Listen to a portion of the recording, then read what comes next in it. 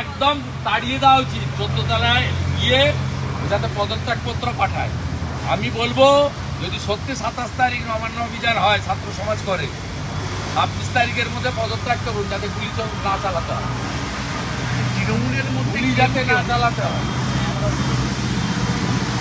আমি আপনাকে বলছি এত অ্যাগ্রিভনেস আছে বেঙ্গলে।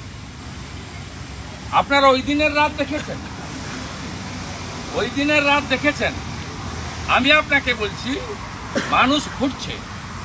এবং আবার বলি, আইন বেআইনি এসব কথা নয়, আইন তৈরি হয় জনগণের জন্য। তাই জনগণ যদি কোনো জিনিসকে মনে করে যে আমরা বদলে দেব, পাল্টে দেব, জনগণ যদি মনে করে এটাই ঠিক, সেটাই ঠিক, সেখানে আইন কোনো কাজ করে না। এবং জনগণ এখন মনে করছে এই সমস্যার মূলাধার হচ্ছেন রাজ্যের মুখ্যমন্ত্রী। তাই একদম ছোট থেকে বড় সকলের মধ্যে একটাই আওয়াজ, দফা 1, দাবি 1, মুখ্যমন্ত্রী পদত্যাগ। সঞ্জয় রায়ের পলিগ্রাফ না করে সঞ্জিত ঘোষের পলিগ্রাফ করলেই তো সব পেয়ে যাবে। ওর মোবাইলগুলো ঘাঁটলেই তো কতবার কথা হয়েছে পেয়ে যাবে। 50 বার কলকাতা পুলিশের সঙ্গে উনি কথা বলেছেন, এসপি দাসের সঙ্গে কথা বলেছেন, নারায়ণ স্বরূপ নিগমের সঙ্গে কথা বলেছেন। মুখ্যমন্ত্রী এদের মাধ্যমে নির্দেশ দিয়েছেন তাকে। অতদূর যাওয়ার দরকার নেই। কোনো কাজ ছাড়াই ডক্টর সুশান্ত রায়, ডিএমই, ডক্টর অভিক দে এসেছিলেন এভিডেন্স লোপাট করার জন্য। তারা কে? তার কোন স্টেক হোল্ডার? আর্জি করে তারা এসেছিলেন কেন 9 তারিখ সকালবেলা? কি করতে এসেছিলেন? ডাইরেক্টর অফ মেডিকেল এডুকেশন কেন এসেছিলেন 9 তারিখে সকালবেলা? ডক্টর অভিক দে প্রেস কনফারেন্স করছিলেন,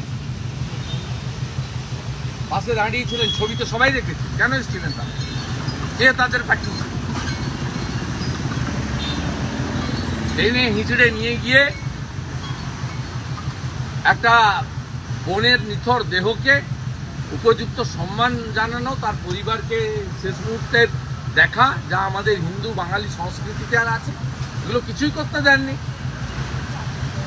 মেরে পিঠে টেনে হিঁচড়ে বডিকে নিয়ে গিয়ে কি কাণ্ড করেছেন আপনারা?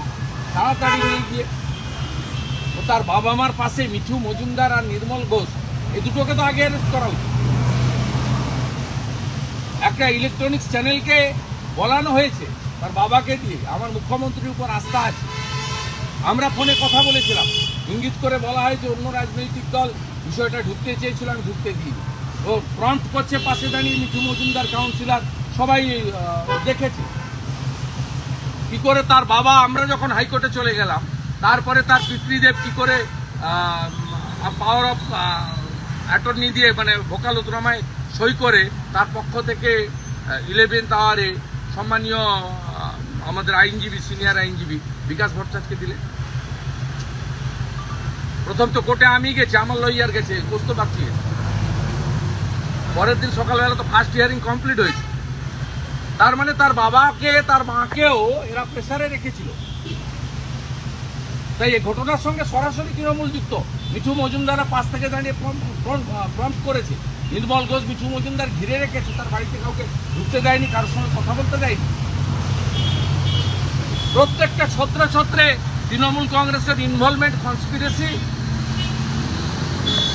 এবং পরিবারকে একটা ভয় দেখিয়ে আতঙ্কের মধ্যে নিয়ে যাওয়া, এই চেষ্টাগুলো তারা ছত্রে ছত্রে করেছে।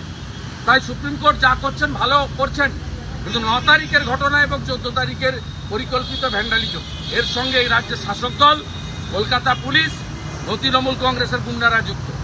এই বিষয়ে সঠিক বিচার বিশ্লেষণ এবং তার এটা সামনে আসুক, পানিশমেন্ট হোক, তাদের ক্যাপিটাল পানিশমেন্ট হোক, এটা পশ্চিমবঙ্গের মানুষ চায়, আমিও পাচ্ছি।